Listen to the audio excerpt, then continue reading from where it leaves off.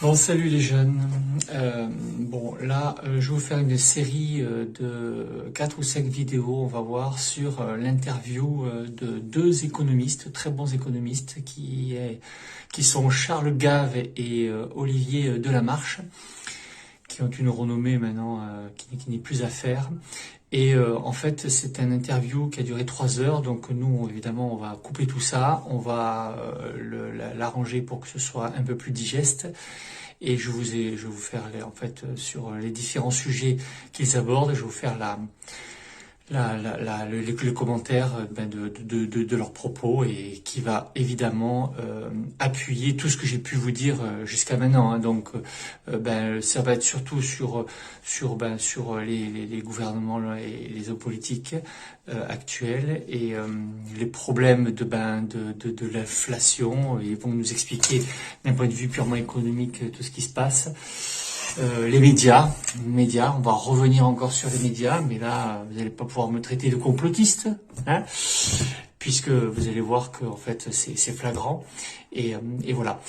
Donc, essayez de tenir jusqu'à la fin de toutes ces vidéos, parce que c'est quand même très intéressant. Et puis on va commencer donc par nos hommes politiques. Je vous préviens, c'est pas triste. Petit conseil, calez-vous bien dans votre fauteuil. Les plus fragiles, vous pouvez même prendre un Tranxène de suite là, parce que ça risque d'être lourd quand même, hein. Psychologiquement, si vous n'êtes pas habitué, ça va être lourd, quoi. Allez, on y va. Bon, alors là, on va aborder directement le niveau de qualification et de compétence de nos hommes politiques qui, comme je l'ai toujours dit, était catastrophique.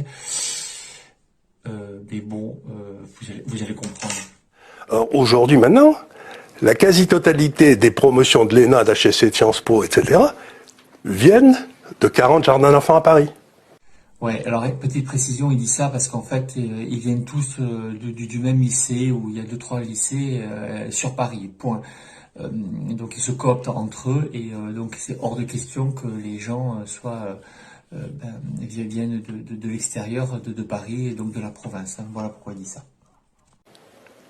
Il n'y a plus de montée de la France profonde des élites. Vous avez que des gars qui ont été comme des poulets à l'engrais, hein, qui sont tous bêtes à manger du foin, mais qui connaissent les codes pour être reçus. Ils ne comprennent pas la réalité. Donc on a en face de nous des gens qui sont... Je ne sais pas si c'est des rêveurs ou des crapules, ou les deux. Super. Allez. Suivez là. Allez, monsieur. J'ai peur, regarde. On tourne un petit peu. Allez, monsieur le président. Allez, dans les yeux. Ben oui, je crois qu'il y a une baisse de la qualité intellectuelle de nos élites qui s'est produite dans les 40 dernières années, qui est stupéfiante. Ça va et vient, c'est comme la queue du chien. Aujourd'hui, pour la première fois en 12 siècles d'histoire de France, il n'y a plus un seul grand intellectuel français. C'est la première fois que ça se passe. Qu'est-ce qui nous est arrivé pour qu'on se soit crétinisé à cette allure-là? Et cette crétinisation, elle se voit tous les jours quand vous écoutez parler les gars. Ils ont un vocabulaire qui fait, je sais pas, 600 mots si vous avez de la chance. T'es bonne, la salope, je te baisse par derrière.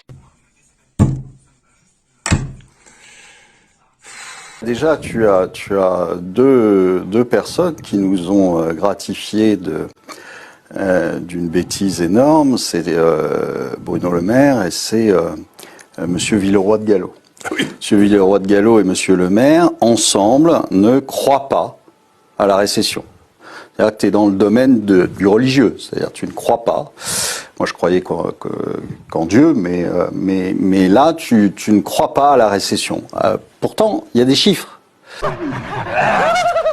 Pardon, grand maître, mais quelle est cette secte très très étrange? Enfin, vous le voyez bien, c'est la secte de ceux qui s'envoient en l'air. On n'avait pas assez de 5 ans pour voir qu'il était totalement idiot. Donc, ce type déclaration de Bruno Le Maire au départ du conflit. Je vais écraser l'économie russe. Mais on peut pas être plus bête que ça. C'est-à-dire, les Russes, ils ont toutes les matières premières, d'accord ? Les Russes, ils font en fait, quand on sait comment ça fonctionne, et donc en gros, tu peux multiplier par 2 le PIB. Hein, donc il est annoncé à 1600, il doit tourner autour de 3000 en réalité. Donc 3000 milliards, c'est plus que les 2400 milliards qu'on fait péniblement en France. Donc faut arrêter. Faut arrêter de penser que on peut sortir nos muscles face à quelqu'un qui est 2 fois plus gros que nous et qui a toutes les matières premières. On n'en a aucune. Un garçon comme Gabriel Attal, qui a quand même bien évolué. Il sort de l'université, le gars, il est engagé dans, je sais plus, le ministère de la Santé comme conseiller. Il n'a jamais rien fait de sa vie. D'accord, il a encore du lait qui lui sort du nez quand on presse dessus. Et le gars, il est conseiller. Conseiller de quoi? Comment veux-tu conseiller? T'as jamais rien fait, t'as jamais travaillé. Et maintenant, il se retrouve ministre. Ministre de l'Action et des Comptes Publics, c'est ça? C'est les comptes publics, hein, c'est encore pire. Il sait pas compter, le garçon. Il vient à peine de sortir du CP. Enfin, je veux dire, non. J'ai été choqué par votre intervention. J'ai été choqué sur le fond, parce que ce que vous relayez, c'est des théories complotistes qu'on voit sur les réseaux sociaux dans les pires comptes. C'est une blague. Mais c'est une vraie blague. Faut arrêter. Faut arrêter tout de suite. C'est des gens qui n'ont jamais rien fait de leur vie. Jamais. Mélenchon, c'est un type qui, depuis ses 16 ans, milite et n'a jamais rien fait. 58 ans de carrière politique. Donc payé par nous, hein, je rappelle, tout de même. Bon. Non, mais ce qui est intéressant, c'est 58 ans. Donc il doit avoir, bougez pas, il doit avoir 70 ans ou 75 ans. Pourquoi il prend pas sa retraite, cet imbécile? Puisque le travail est tellement pénible. Pourquoi, lui, il veut que les gens prennent la retraite à 60 ans, mais vous remarquez que cette loi ne s'applique jamais aux politiques. Hein. Alors là, soyez bien attentifs, parce que là, ils vont aborder un sujet qui est très important et qui est assez grave pour la France, c'est la perte du droit de propriété, qui a d'énormes conséquences en fait sur la légitimité française au plan international. Et au niveau des investissements que peuvent faire donc les étrangers, les fortunes étrangères, et évidemment pour tout ça a forcément des répercussions aussi pour tout le problème de la balance extérieure et des finances de la France. Ça s'est passé sous silence alors que c'est quelque chose qui est qui peut être très conséquent en fait pour l'économie. D'ailleurs, on va revenir sur autre chose. Plus de droits de propriété en France. C'est quoi ça? Plus de droits de propriété en France. Tu as vu que ce qu'on a fait, par exemple, aux oligarques, aux Russes. Aux Russes, on leur a piqué leur villa, on leur a piqué leur bateau. Mais en dehors de toute législation, on leur a confisqué une entreprise qui s'appelait RT. On l'a arrêté. Donc il n'y a pas de droit qui te permet ça, d'accord? Ils n'avaient rien fait, ces gens-là. Le droit de guerre. Non, t'es pas en guerre contre la Russie. Soi-disant, t'es pas en guerre. Ces gens-là, leur seul tort, c'est d'être russes. Demain, ça sera les Chinois.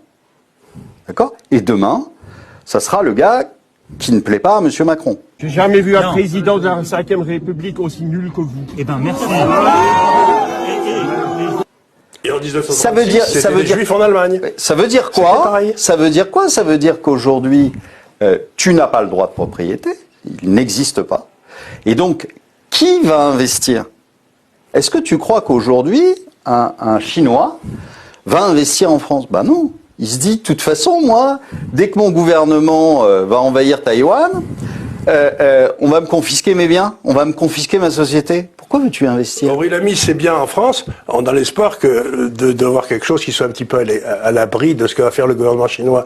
Donc le gouvernement chinois dit, vous voyez, mettez pas votre fric en France, aux États-Unis ou au Canada, parce que si jamais je me suis fâché avec eux, vous allez tout perdre. Ça veut dire quoi? Ça veut dire quand même un truc qui est extrêmement intéressant. Ça veut dire que ça nous permettait de vivre au-dessus de nos moyens. On vendait à ces pays la sécurité juridique. Donc ils nous achetaient des actifs chez nous parce que chez eux, il n'y avait pas de sécurité juridique. Donc ça veut dire que nous, ça nous permettait d'avoir un déficit de notre balance et on vendait des actifs à 3 ou 4 fois le prix. Parce que c'était eux qui étaient contents de l'acheter. Mais à partir du moment où ils ne vont plus acheter, on va être obligé d'avoir une balance commerciale à l'équilibre.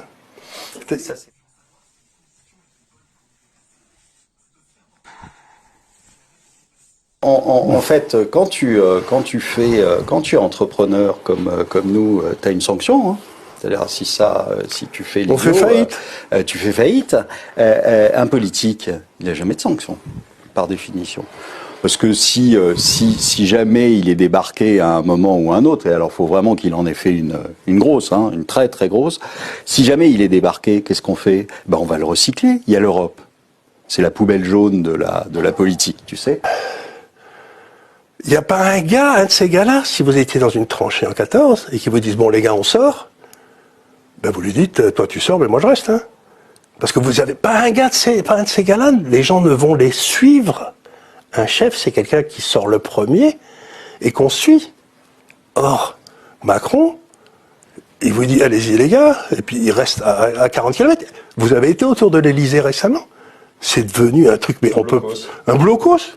Mais c'est une histoire de fou. J'ai un double appel avec Poutine.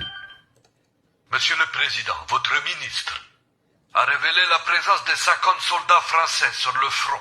C'est un casus belli. C'est pourquoi je vais procéder à une frappe nucléaire tactique sur l'Élysée et sur Paris. Je suis désolé pour les petits animaux. Ah mais je ne suis pas à Paris, je suis au Puy du Fou chez De Villiers, donc si tu veux vraiment me vitrifier, je t'invite à modifier la trajectoire des missiles. D'accord, je modifie.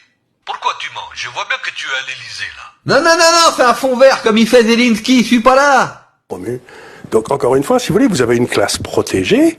Regardez quand on a eu la grande crise de 2008-2009, pour la première fois de l'histoire des crises financières, il n'y a pas eu un gars ni aux États-Unis, ni en Grande-Bretagne, ni en France qui a été en tôle. Pas un.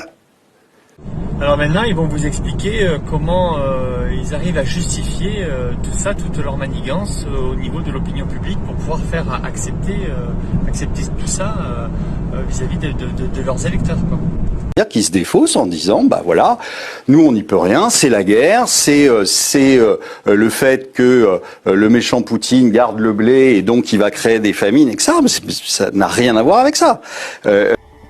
Retirez vos missiles ou je déclenche une frappe nucléaire.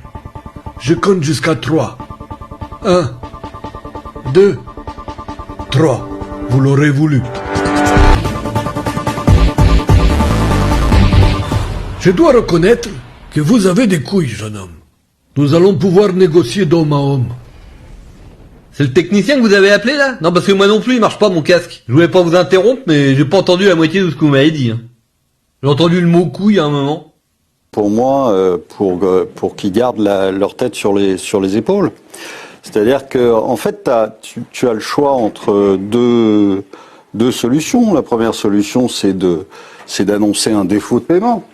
Annoncer un défaut de paiement, ça veut dire que tu dois arriver à la télé, tu t'appelles Macron, tu dois arriver à la télé, puis tu dois dire, bah voilà, je rembourse pas. Et ça, bah c'est une décision politique. Donc évidemment, on peut t'en vouloir. Parce que tu vas ruiner tout le monde, hein, et pas simplement Monsieur Bernard Arnault. Hein. Il n'y a pas que lui qui détient de la dette. Tout le monde détient de la dette. Donc en fait, le truc le plus simple finalement, c'est de poursuivre ce qu'ils ont commencé il y a 14 ans, quoi. Et donc finalement, c'est ce qu'il y a de plus pratique parce que tu as toujours un responsable qui n'est pas toi. C'est-à-dire que, et on le voit d'ailleurs, on dit oui mais c'est la guerre. Ah oui, d'accord, c'est la guerre, sauf que les prix avaient monté avant, mais c'est la guerre. C'est la guerre, c'est le méchant Poutine, c'est Madame Lagarde. Moi, j'y suis pour rien. Hein, en tant que président, c'est pas moi qui imprime les billets, donc j'y suis pour rien. C'est la politique des banques centrales. Et puis tu peux toujours dire, tu peux remettre la question sur les gens eux-mêmes. Mais c'est vous qui avez perdu confiance dans la monnaie. Moi, si vous aviez pas perdu confiance, ce billet de 50 €, il vous paierait toujours la même chose. Je me présente, je m'appelle Manu.